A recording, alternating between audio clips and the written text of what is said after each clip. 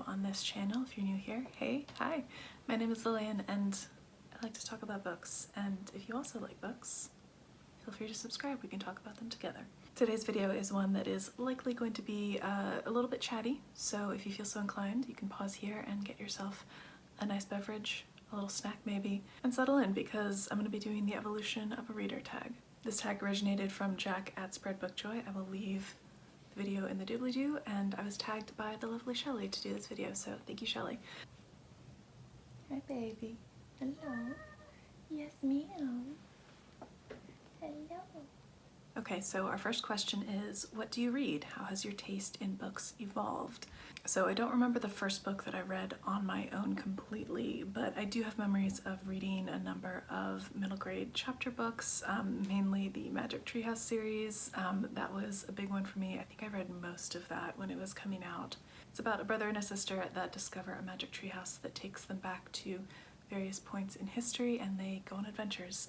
I also remember reading a lot of the Nancy Drew chapter books when I was younger, along with the American Girl doll books that came out with each of the dolls, which followed these young girls throughout their adventures at different points in American history. Following that, when I got a little bit older, probably late elementary school, early middle school, I really got into the Dear America diaries, as well as the Royal Princess diaries. I think they're both by Scholastic. Again, the Dear America diaries followed different girls from different backgrounds throughout different aspects and events in American history. There's one from the perspective of a young girl who lives around Valley Forge during the time that George Washington and the Continental Army stayed there over the winter, as well as a young girl who was coming to America on the Titanic. I think I also remember there being one from the perspective of a young girl who was working in the fabric mills, as well as daughters of an Irish immigrant family during the 19th century in America. And I absolutely devoured all of these books. I would take out piles of them from the library when I was around that age and just read them religiously, along with the fictional diaries of various royal princesses throughout different cultures and time periods in history. I think my favorite ones were definitely the Cleopatra one, as well as the Anastasia Romanoff one. I think there was one from the perspective of a Japanese courtesan, as well as a Mayan priestess, I think. But I read these over and over and over again. I checked them out so many times from my library, and I think these books over time definitely fed but also instilled in me a really deep love of history and looking at different perspectives throughout different time periods. Hello, check check, this is your captain speaking. Unfortunately, I didn't really script this video, so there were a number of books that I ended up missing, but I wanted to give you a little visual here as to some of the books that I was really enjoying around the time of probably, I'd say, middle school. As you can see, there were a lot of fantasy, historical fiction adjacent reads that I think for the most part I actually picked up at the Scholastic book fairs, which were some of my favorite things at that age. But like a lot of the books that I was reading during this part of my life, I would find a favorite book and I would constantly be rereading it. It would be on rotation with some of my other favorites, as well as books that I would also seek out mainly at the library. And with that, I think we can get back to our regularly scheduled programming here. So along with the history-related books that I was reading at this age, I also came across Tamora Pierce's books at the library, and they definitely rocked my world at the time. I came across, it was the first in the installment of the Song of the Lioness series, as well as her Circle Opens quartet, I think, both of which awakened a long-time love affair with a lot of Tamora Pierce's books.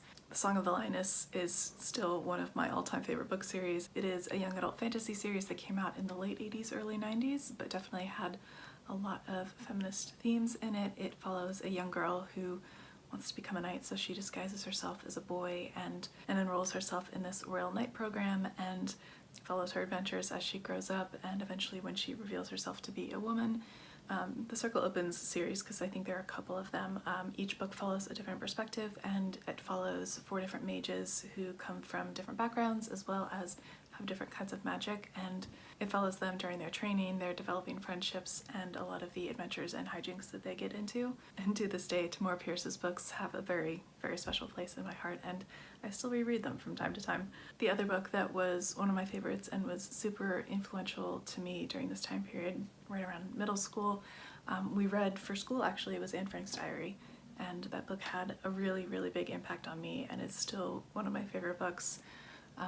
It's one, along with the Tamora Pierce books, that I would constantly be rereading. There were so many things that Anne Frank was writing about and wrestling with in her diaries that I myself, at that same age, was dealing with, so reading that at the time just made me feel so seen, and it was so comforting. By the time I got into high school, I was definitely still reading a lot of the Tamora Pierce series that she was coming out with, along with the Fruits Basket manga. That was a really big piece of media that influenced me during that time period. Around this time, I was also definitely getting more and more into a lot of young adult fantasy. Some of the titles that come to mind are Gracelyn, Daughter of Smoke and Bone, A Great and Terrible Beauty. I think Cinder had just come out, and Seraphina, and the Eon duology as well. So I was getting more and more into young adult fantasy, developing a taste for fantasy and genre fiction. Still definitely loving a lot of historical fiction. I read The Book Thief around this time, which is still one of my favorites to this day. I adore that book. I was also starting to be introduced to some more classic literature via my high school English class, and I read and adored The Great Gatsby during this time period, and that really started to open up the world of classics for me as far as seeking them out for my own enjoyment. This was also a time in my life that I was very, very much a part of the Vlogbrothers community, Nerdfighteria, so I read and adored all of John Green's books, which was me diving into more contemporary young adult literature during that time. I think around my sophomore or junior year of high school, around 2011, is when I actually started watching booktube videos. I don't know if they were called that at the time, but they were people online on YouTube that were starting to talk about books, and I gravitated towards those people. I think the first booktuber that I subscribed to was Sana from At Books and Quills, which it's fun to look back on some of her older videos, but also knowing that she still makes videos today, along with Ariel Bissett. Ariel Bissett is a booktuber that I have been following for years and years now. So I think I would say I actually started getting recommendations for books on booktube around 2011. I think I got a number of my young adult fantasy and dystopian book recommendations from booktube. I was definitely inspired by a number of the people that I came across during this early time during booktube. It definitely inspired me to want to make videos eventually. At the time, I don't think I had the right equipment or the level of confidence to put myself in front of a camera. Booktube is obviously something that I have continued to live on since then, and I am very happy to be now in a place where I get to contribute and make videos of my own. 2013 was the year that I went off to college, and my personal reading tastes started to shift a little bit during this time. I started to shift away from mainly focusing on YA fantasy and leaning a little bit more into the literary and historical fiction genres, as well as adult fantasy, and seeking out classics that I wanted to read in my own time outside of school. I read Picture of Dorian Gray for the first time around this time in my life, and absolutely adored that. Some of the really impactful books that were coming out around this time, or that I read around this time that I can remember, Resistance by Owen Shears, which is an alternative history where the Nazis ended up invading the UK, and focuses on a small farming community that gets snowed in with a troop of German soldiers, and how the two learn to coexist within this somewhat claustrophobic space. Deathless by Catherine M. Valente was my introduction to her, and I have loved her writing ever since, and she plays a lot with folklore and fairy tales and sort of twists them in a dark way, which I really love. I discovered Isabel Allende's works. The House of Spirits is one of my favorite books I read during this time, as well as Evil Luna. I was still definitely reading some YA fantasy romance along with this new exploration as well. I think I used YA fantasy during this time period as a bit of a vacation from some of the texts that I was studying for my degree. I was a history major, so I was reading a lot of history textbooks, political theory, books that contained a lot of primary source material, newspaper articles, legal documents, letters, diaries, that kind of a thing, as well as some ancient literature as well that I was studying. I was also definitely exposed to a lot of feminist nonfiction during my undergrad degree, which I'm very grateful for. I was a women's studies minor. Early on in my post-college era, around 2017, I found myself in this weird in-between space where I was missing a lot of the academic and nonfiction texts that I had been studying, dabbling a little bit more in the area of adult fiction and fantasy, while still kind of finding my way to a bit more adult fiction and fantasy, and moving more so away from young adult fantasy. I think for a while I definitely still was seeking out a lot of young adult fantasy and romance and sci-fi, but I was finding more and more that it just wasn't doing it for me the way that it used to, and I was starting to find my way and what I enjoyed in adult literature and fantasy. Some of the young adult books that I was reading during this time period I think were starting to be called new adult.